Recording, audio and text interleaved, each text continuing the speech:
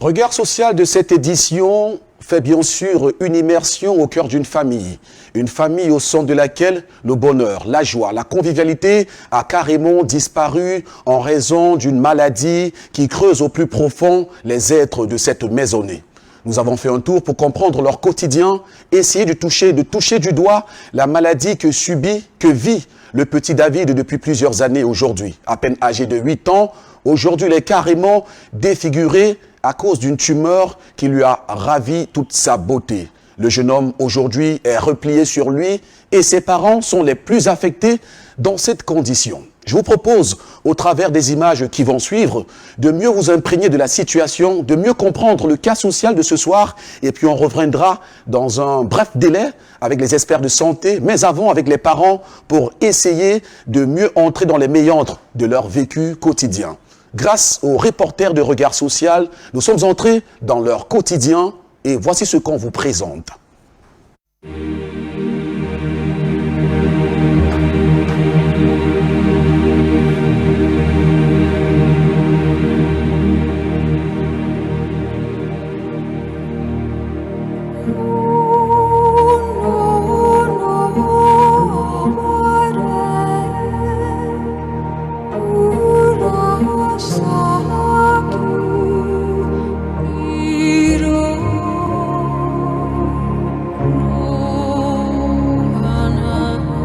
C'est un environnement des plus insalubres et hideux que présente le quartier Brazzaville dans le 3e arrondissement de Douala.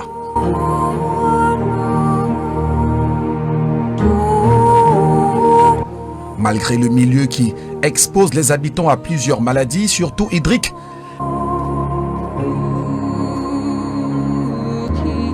les enfants en toute inconscience s'amusent près des détritus.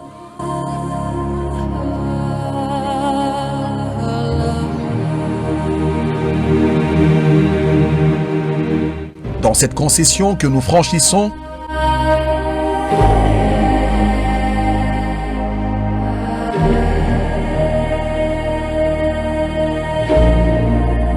attelés à lessiver, nous rencontrons Angéline.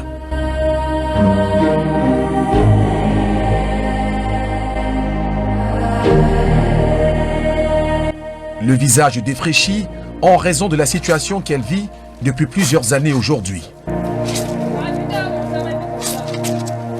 Son fils, David, est victime d'une tumeur. Voici son histoire. Je suis Madame Simon, Angéline. Je vis à Brazzaville avec mon petit garçon. Un bon matin, je me suis levée le matin. Un ami de son père est arrivé à la maison. Il a regardé l'enfant. Il demande si l'enfant a le bonbon dans la bouche. Je dis que non. Il n'a pas le bonbon dans sa bouche. Il dit que tiens. Mais je vois, c'est comme s'il avait quelque chose dans la bouche. Je regarde bien. C'est là où je regarde. Je constate qu'il y a quelque chose qui ne va pas parce qu'il ne se plaignait pas de douleur. C'est là où on appelle l'enfant ensemble, on regarde, on voit une masse dans sa bouche. D'abord dans sa bouche. Je me suis inquiétée. J'ai montré à une voisine du quartier que voici que je constate quelque chose qui ne va pas avec l'enfant. Mais je n'ai jamais vu les choses. J'ai vu les enfants, je n'ai jamais vu les choses comme ça. Elle me demande que moi-même je ne connais pas. C'est là où j'appelle mon petit frère. Je lui dis qu'il y a un problème sur l'enfant. Il dit qu'il va voir un ami qui va donner le remède. Il est d'abord venu, il a vu l'enfant. Avec mon grand frère qui est à Dorbassi, ils ont vu l'enfant. Il a dit qu'il a un ami qui va lui présenter l'enfant, il va lui donner les remèdes traditionnels. On va donner, ça va finir. Il a contacté son ami lui a donné le remède. Je donnais à l'enfant de temps en temps et il changeait aussi des remèdes. Les remèdes traditionnels, il changeait de temps en temps les remèdes. On a constaté que ça n'allait pas. Après 3 semaines, 1 mois, les remèdes finissaient, ils changeaient. On a constaté que ça n'allait pas. C'est toujours un ami de mon frère qui dit que non, il faut amener plutôt à l'hôpital. Ne tardez pas. Il faut amener à l'hôpital. C'est l'hôpital qui va déterminer ce que c'est. Après plusieurs tentatives avec le traitement indigène sans suite, le parcours médical va être entamé. Une batterie d'examens exigée contraindra le couple Simo à crier à l'aide aux amis et connaissances. Grâce à ces aides, le diagnostic médical sera posé. Je suis partie à la garnison militaire. Quand j'arrive à la garnison militaire, on dit d'aller voir l'ORL. On a consulté l'ORL, il m'a dit d'aller faire le scanner. Je suis rentrée à la maison. J'ai dit à son père dit, bon, on va se débrouiller d'abord pour faire le scanner. Il dit oui. Il m'a donné l'argent, je suis allée à Sérac faire le scanner. Après, nous sommes partis prêter l'argent dans les réunions. Ensemble, on est parti faire le scanner à Sérac. Après une semaine, le résultat est sorti. Je suis allée prendre le résultat, rentrer encore à la garnison militaire pour qu'on interprète.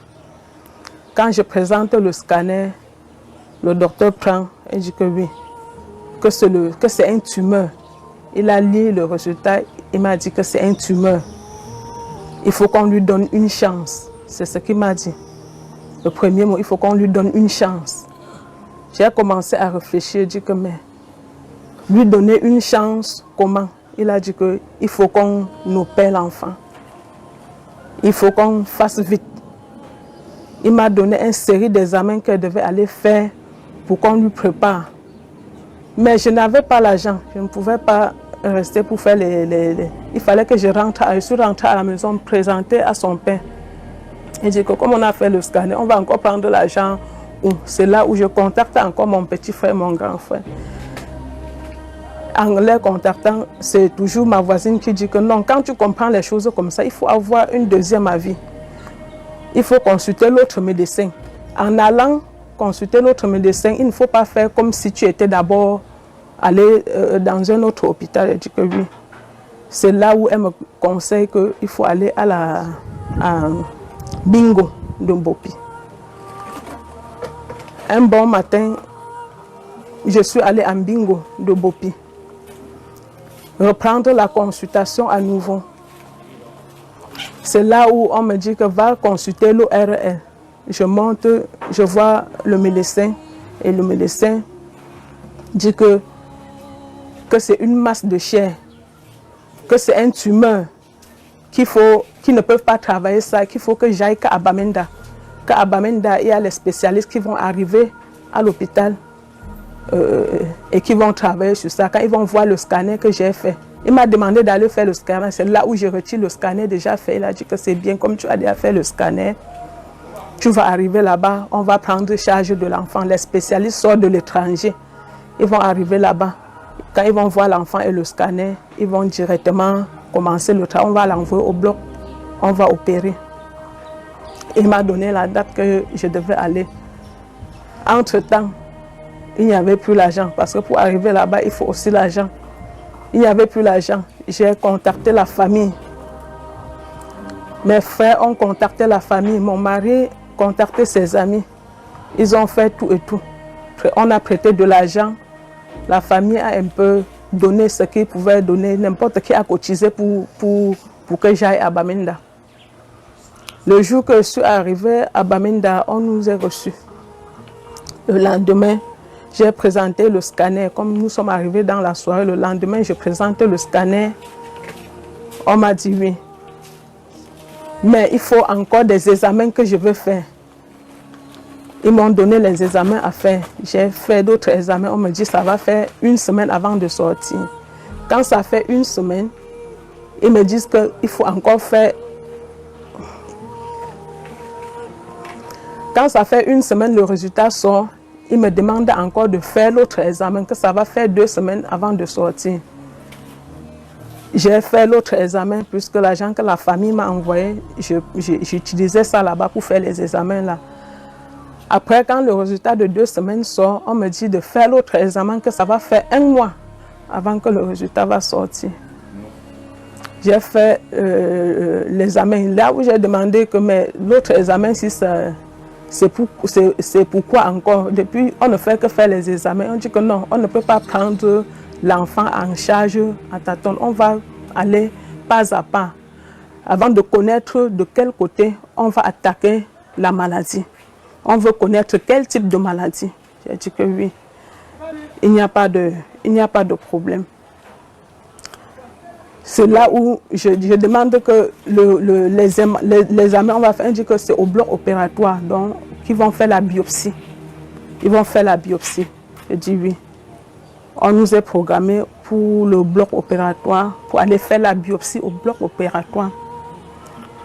On est allé faire la biopsie, on a coupé une partie de la chair pour aller examiner. Et on m'a dit, ça va faire 1 mois avant de sortir. J'ai attendu 1 mois.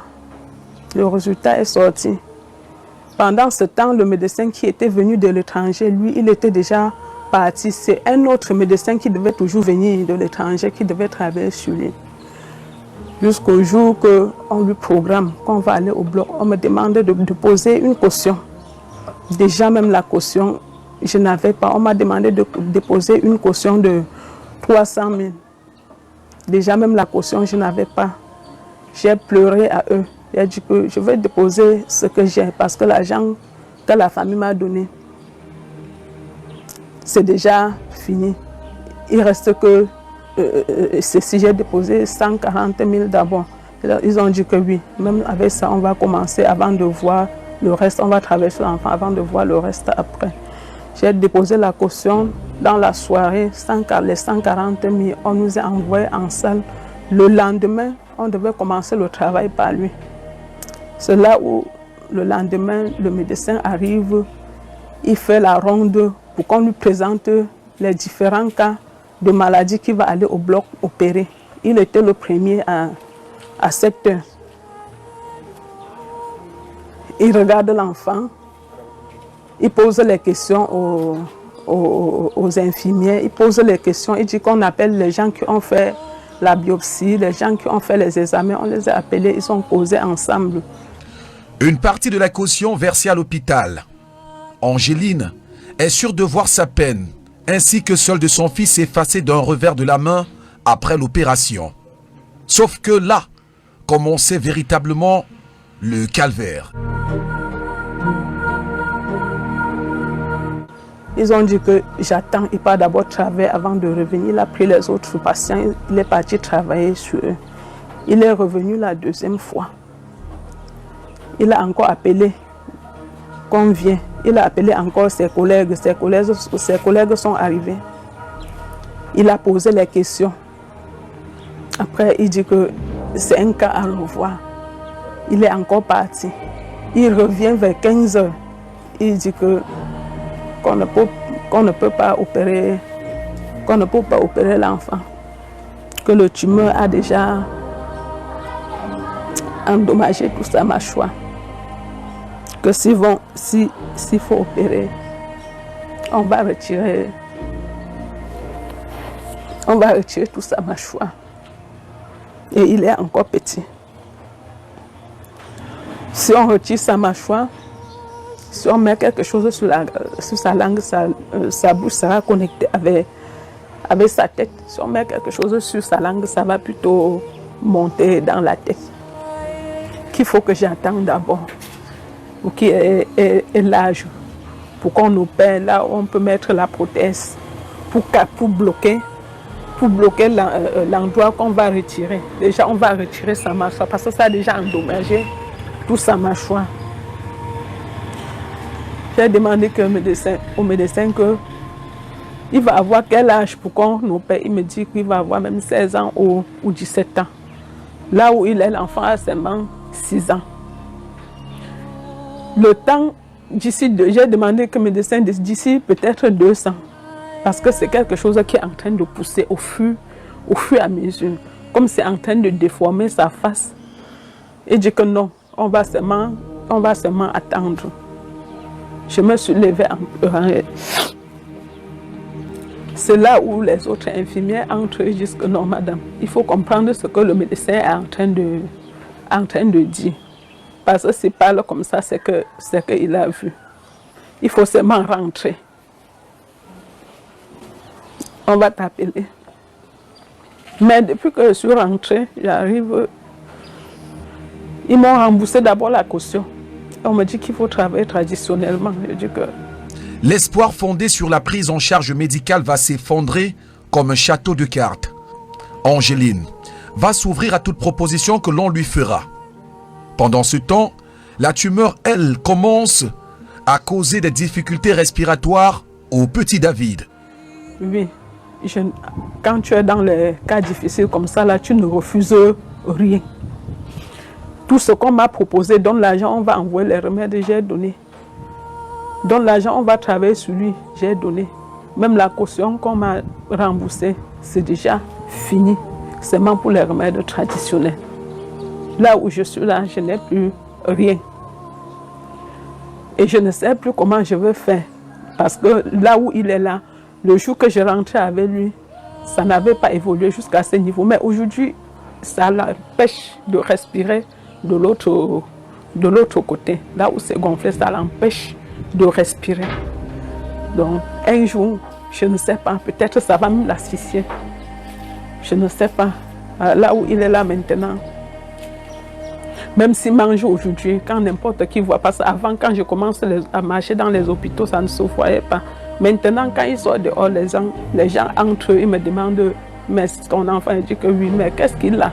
Je dis que, on dit que c'est un tumeur parce que j'essaie de parler à tout le monde. Tous ceux que je rencontre, je leur dis que j'ai un enfant qui a tel problème, tel problème. Pardon, si vous avez la possibilité, aidez-moi même pour les remèdes traditionnels parce que lui ne refuse pas lui les remèdes. Maintenant là, quand il reste, il me demande, maman, je vais guérir quand? L'autre jour, il m'a demandé, maman, est-ce qu'on m'a accouché avec la bosse dans ma bouche? Je dis que non, tu n'es pas né avec ça, c'est seulement la maladie. Quand je lui donne le remède, quand il est fatigué de boire le remède, il dit que mon père boit seulement. Après, ça va finir. Un moment, ça va finir. C'est là où un ami entre un jour. Il regarde l'enfant et dit que, mais qu'est-ce qu'il y a sur l'enfant? Il dit que je me suis promenée partout avec l'enfant. Je ne sais pas comment je vais faire. Il me dit que non. Il faut aller à regard social avec l'enfant là. Il y a les médecins. Quand tu exposes ton problème au monde entier, c'est là où on peut trouver solution. Mais si tu cales ça sur toi, ça va te tuer. Parce que là où je suis là, même c'est mal.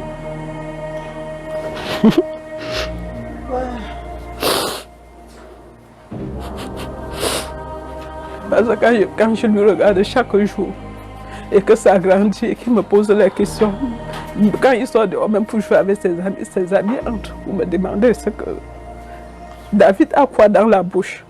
Qu'est-ce qui est gonflé sur la face de David parce que ça augmente chaque jour. Même les enfants commencent déjà à voir. Même quand il part à l'école, il rentre. Ses amis rentrent avec lui. S'il sort même pour acheter même le beignet, si quelqu'un lui voit, il va lui suivre pour connaître là où il habite. Pour pouvoir causer avec sa maman de ce qu'il a. Mais jusque-là, on m'a conseillé avec tous les remèdes. Jusque-là, ça n'a pas donné. C'est pour ça que je suis venue exposer mon problème à Equinox, à regard social. D'accord. Tu as parlé. La tumeur maxillaire que traîne David a fini par ruiner ses parents. La famille qui vit de débrouillardise a fini par s'endetter considérablement. Joindre les deux bouts au quotidien relève d'un miracle. Jusqu'aujourd'hui, nous sommes endettés partout, même la famille. Même l'argent qu'on donne aux tradipraticiens, on s'est seulement endetté pour pouvoir donner, pour qu'ils nous donnent les produits. Mon mari, c'est un mesquineur. Moi, je me débrouille seulement, je pars au marché, je vends les arachides, je pars au marché, je vends les arachides pour pouvoir venir lui soutenir, pour qu'on puisse joindre les deux bouts. Sinon, même maintenant, là, même le capital des arachides, je n'ai plus. Je n'ai pas prêté parce que je suis ancienne dans les archives. Comme j'expose mon problème, je prête. On me donne. Quand on me donne, je viens. Le jour que le Seigneur bénit, que tu vas vendre aujourd'hui, parce que ce n'est pas tous les jours qu'on vend. Ce n'est pas tous les jours. Le marché est vraiment dur. Quand je prends, je viens, je cale à la maison, ça cale à moi chaque jour. Quand on m'appelle pour demander que, mais où est l'argent des archives, je n'ai pas vendu. Si je vends, vous allez me voir. Si je ne vends pas, je ne vois pas. Avoir le courage de venir encore. Quand je reste comme ça, là, le jour que je pars au marché, je vends même 5 000, je passe là-bas, je les donne pour pouvoir avoir encore accès, pour gagner leur confiance. C'est comme ça que je fais pour gagner ma vie. Mais depuis que la maladie s'est entrée sur l'enfant,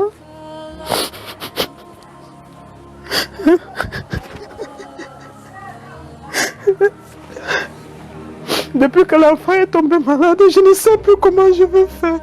Il faut que je reste à la maison. Je lui donne les remèdes. Parfois, il y a les remèdes qu'on donne. Il faut donner après 1 heure du temps, après 30 minutes.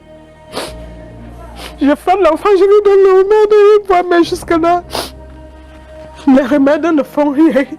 Et on ne fait que me présenter les remèdes qu'il faut donner à l'enfant.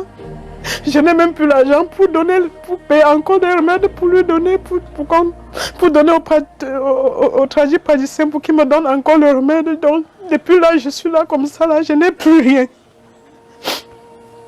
C'est pour ça que je viens pleurer auprès de mes frères et sœurs. Pour qu'ils m'aident.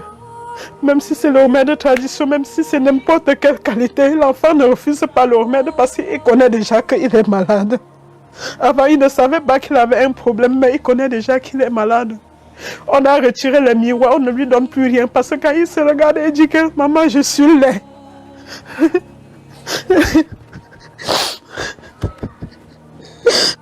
On a prêté l'argent partout dans les réunions.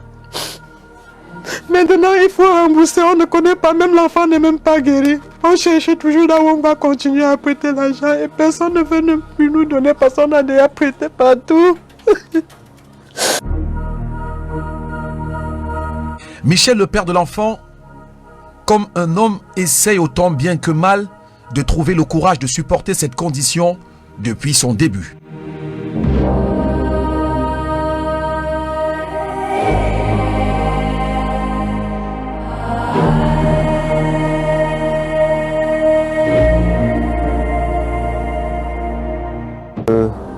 Simon Michel. Mon fils que voilà s'appelle Fodju Simon Emmanuel. Un soir, je suis rentré à la maison. Ma femme m'a dit que un ami est venu ici, dit que la face de l'enfant, c'est un ami qui a même découvert la face de l'enfant. Et quand il a découvert, il a informé ma femme. Quand je suis rentré le soir, la dame m'a dit que la bouche de l'enfant s'est gonflée. Il dit que mais tu sais comment? Il dit que c'est ton ami qui m'a dit. Il dit que donc, quand on est sur place là, on ne voit pas la maladie, c'est quelqu'un d'autre qui vient voir. Elle m'a dit que non, quand tu avais l'enfant, tu ne vois pas vite les effets qui sont sur lui. J'ai alors dit que mais qu'est-ce qu'on va faire? Je suis parti d'abord à la réunion, j'ai dit à mon président que j'ai tel problème, comme ça, comme ça, comme ça. La bouche de l'enfant est enflée. Il dit que mais tu as fait comment? J'ai dit que pour le moment, je n'ai pas encore l'argent. Il m'a dit que ok, comme tu n'as pas l'argent, on fait les prêts à la banque ici. Il va te favoriser, te donner un prêt spécial. Là, tu vas aller d'abord à l'hôpital, mais je te conseille d'aller à la garnison militaire parce que ils sont bien là-bas. Il m'a fait le prêt spécial là. On est parti. Je suis venu donner l'argent à la dame. Elle est partie à la garnison. On a écrit une série d'examens. On a tout fait. Après la garnison, quand on est venu m'informer que c'est une masse, ils ont dit une masse ou ils ont dit masse tumeur ou masse ou c'est quoi là. Il a dit que mais tumeur masse ça veut dire que quoi? Le docteur lui-même t'a dit que c'est quoi? Elle dit que c'est le tumeur. Il dit que wonderful. Un truc comme ça là sort dans la famille. Je n'ai jamais vu un truc de ce genre dans ma famille. Qu'est-ce qui se passe? Je n'ai pas dormi toute la nuit. Le lendemain, J'ai dit que mais qu'est-ce que je vais faire? Elle m'a encore dit que j'ai une de mes soeurs qui m'a dit que quand on fait les examens comme ça, on ne fait pas sur une place. Il faut aller demander dans un autre hôpital, voir si ça concorde. Et là, on est parti à Bingo. Elle est venue m'informer qu'à Bingo, on a dit qu'il y a certains Indiens qui viennent de l'Inde qui travaillent sur les tumeurs et qui travaillent sur les malformations, les enfants qui sont mal formés, surtout sur la tête. Elle dit que comme c'est comme ça, comme c'est les spécialistes, il faut qu'on parte à Bamenda. On est parti à Bamenda. Arrivé, elle a fait toutes ces séries d'examens qu'on dit. On a attendu. Entre-temps, à Bamenda, on m'a dit que, comme tu vois là, ici, la vie est trop chère. Même pour dormir, on ne sait pas là où on dort que sur le sol. Elle dit que, mais vous faites alors comment là-bas? Elle m'a dit que l'argent qu'on est parti, c'est fini. Il faut l'argent. Je suis parti dans une autre réunion. J'ai dit que comme tu vois là, il faut que, comme on avait fait les premiers examens, j'ai dit qu'il faut que tu rentres sur Douala. On cherche l'argent. Elle est rentrée sur Douala maintenant. Elle est partie dans sa part de réunion. Elle a prêté l'argent. Je suis parti dans ma part. J'ai prêté l'argent. Il y a les petits-fils de Tate Dio qui ont contribué entre eux. Vraiment, je les remercie beaucoup. Ils ont contribué entre eux. Ils ont donné leur part, leur quote-part. Mon cousin a donné sa part. La famille a contribué. C'est là où elle quitte maintenant avec l'argent. Maintenant, elle repart sur Bamenda. Elle arrive là-bas. On dit qu'il faut d'abord faire un autre examen qu'on coupe la chair. Là. On l'a amené au bloc. On a coupé la chair comme elle vous a dit tout à l'heure. Après ça, on dit que ça va faire 1 mois avant de sortir. Elle dit qu'il n'y a plus l'argent de faire les navettes, de venir ici avant. Donc c'est mieux que tu attendes là-bas. Elle a attendu. Pendant ces 1 mois, je me battais avec mon Benskin. Chaque jour, ce que je travaillais, j'envoyais par Mobile Money. Eux, ils mangeaient avec. Après ça, elle me dit que comme tu vois là, l'argent là est fini. Elle dit qu'on va faire comment? Je suis parti voir mon cousin. Il m'a dépanné. J'ai encore envoyé là-bas. Après ça, quand on a dit qu'on devait, que le résultat est sorti jusqu'à on devait l'opérer. J'ai dit que Dieu merci. Le jour-là, je n'ai pas dormi. J'ai passé toute la nuit à prier pour que ça se passe bien. Le matin, j'attends. Je l'appelle, puisqu'ils étaient dans la salle où c'était dans quelle salle là. Le téléphone ne passe pas. J'appelle, ça ne passe pas. Aux environs de 15 heures, elle me dit que on a dit que pour lui c'est un cas autre. Que pour l'opérer, il faut enlever toute sa mâchoire et remettre l'autre avec les prothèses. Je suis resté comme ça, j'étais dépassé. Il a dit que mais demande au docteur là que mais tout l'argent qu'on a dépensé, qu'ils nous ont fait dépenser alors là-bas, ça servait à quoi? Ils ne pouvaient pas nous dire une fois qu'on ne peut pas opérer. On ne dépense pas tout cet argent. Les navettes, aller et retour, quitter Douala, Bamenda chaque fois. Ça a servi à quoi? Pour dormir sur un lit là-bas. Ils ont dit que non. Le travail qu'ils font là-bas, ils ne font pas le travail au hasard. C'est ce qu'elle m'a rapporté. Qu'ils ne font pas le travail au hasard. Qu'ils font le travail minutieusement. Donc, c'est les examens là qui a prouvé que on ne pouvait pas l'opérer à cet âge-ci. Car en opérant à cet âge-ci, c'est trop risqué. Puisque il faut qu'il grandisse, qu'il a l'âge de 16 ans ou 17 ans. Pour que sa morphologie ne grandisse plus. Là, quand on va l'opérer, on va mettre les prothèses. Ça va permettre qu'il ne grandisse plus. Et les prothèses, que si on opère, on met les prothèses chaque fois, il faut enlever. Au fur et à mesure qu'il grandit, il faut enlever. C'est pour ça que ce n'est pas possible. On est resté, j'ai dit que tu fais comment? On fait comment? On était obligé de rentrer. Dès qu'on est rentré, quand on me parlait encore de l'hôpital, j'étais dépassé. J'ai dit que mais, quand les gens là disent comme ça, là, je vais faire comment? Je suis parti voir encore mes amis à la réunion que je fais. J'ai dit que mais mon frère, l'affaire là m'a dépassé. J'ai dit que mais Il dit que mon enfant, on est parti jusqu'à le mettre. Après, on a dit qu'on ne l'opère plus. Ils disent que et tout l'argent que tu as pris ici, j'ai dit que c'est parti comme ça là, sur les analyses et le transport. Ils ont dit que mais tu fais comment? J'ai dit que mais on dit qu'on va l'opérer jusqu'à 17 ans. Il m'a demandé que mais jusqu'à 17 ans, il dit que oui. Il dit que et ça ne progresse pas. Il dit que ça progresse au fur et à mesure, mais lentement. La voisine, une mère du quartier, est témoin de ce malheur qui accable le couple Simo. C'est mon petit-fils du quartier. Son père, je l'ai vu grandir. Vraiment, quand moi j'ai constaté l'enfant, c'est avec sa joue comme ça. J'ai couru pour venir ici dire mais qu'est-ce qu'il y a sur la joue de l'enfant? On m'a dit que nous on venait le voir aussi comme ça. Moi-même, quand nous, dans le temps, quand nous on voyait les choses comme ça, on se disait que où c'est quoi, où c'est quoi. Voici ça que ça est venu dedans nous retrouver. On ne connaît pas. Moi-même, je n'ai jamais vu ce genre de truc. L'enfant, c'est moi qui est parti le circoncire. L'enfant n'avait pas un problème. Le reste, je vois seulement la bouche de l'enfant qui enfle. Je n'ai jamais vu cette qualité de maladie.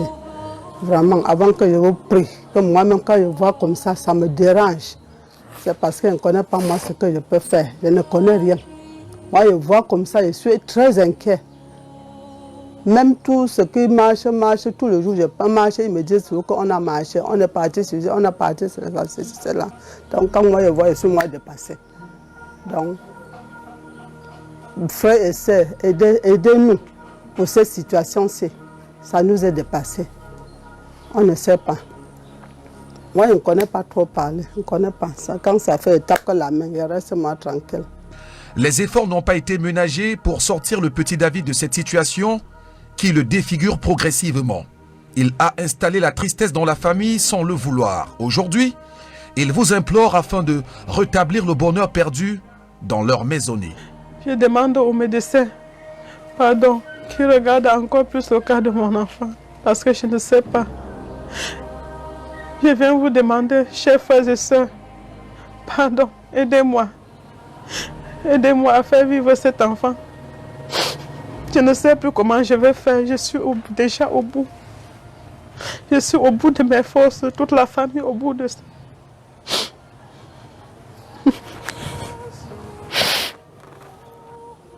Et puis,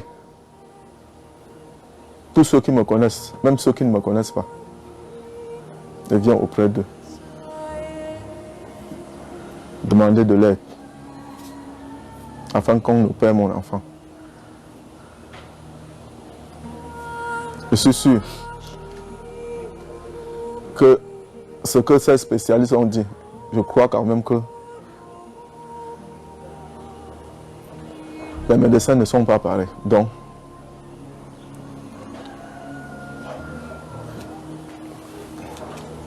je crois qu'on peut l'opérer. Et je crois aux médecins d'Equinox. Parce que j'ai déjà vu les œuvres qu'ils ont fait. Et je prie tout le monde qui me vient en aide